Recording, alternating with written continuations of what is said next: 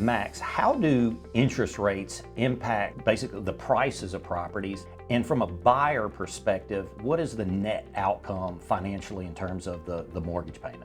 Great question. So kind of being generic here and vague and very high level, when rates go up, buyers tend to back out a little bit. So you see prices of homes kind of level off or maybe even come down a smidge. And so the positive there is, even if rates go up a little bit, as the housing prices go down a little bit, they kind of offset each other. So the net to the buyer is basically the same. Sure. The reverse can also be true, right? As rates drop, now all your buyers kind of flood the market and go, hey, we're back in. The problem with that is now you sicked all these buyers onto a limited inventory. Right. That's going to drive up house prices. So you may have saved a little on the rate. You're paying more for the house. Again, almost becomes a wash. So chasing a rate is not necessarily a great thing. I like to tell my clients, and this is from a lesson I learned myself with my wonderful wife and kids, if you love a house, if you truly love it, of course the rate matters, the house price matters, all of that matters, but if you love it, haggling over 5, 10K doesn't always make a whole lot of sense. Go get the house you love. Right.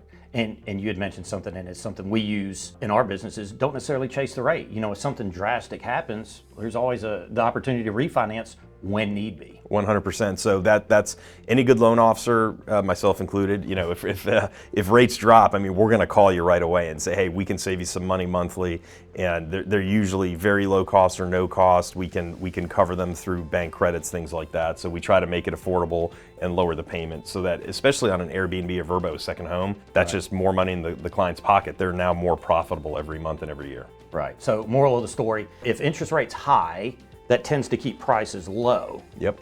If interest rates are low, prices tend to go up. So you can kind of see where not every case dollar for dollar. Correct. But the overarching thought process is, from a buyer perspective, you could be equal, your mortgage payment. 100%. And this is a great case study and point, because this just happened. Right. If you look at, January, February, March of 2022, last year, folks were waiting for home prices to settle.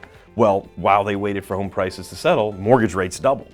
So they may have saved 2% to 5% on home sales price, but they're paying double the interest rate, and so it's a net loss to them. And so that's really important. I like to really explain out to people when we're talking to them, hey, if you're looking for a 20%, a $20,000 drop in the sales price on the $700,000 home, the rate goes up 1/4, 3/8%. I'm just generically making up numbers here, but and conceptually here, you have that small jump in rate, and now any savings you got is gone. So again, chasing the rate is not something we generally recommend. If you like the property and you think it's going to be good for you, fit for you, your family, and as a business model, if you're Airbnb, Vrboing it, long-term renting, whatever the case may be, go get the house, and if rates drop, we'll get you something better. Perfect. Hey guys, thanks for watching. And if you have any further questions, please check out the contact information below.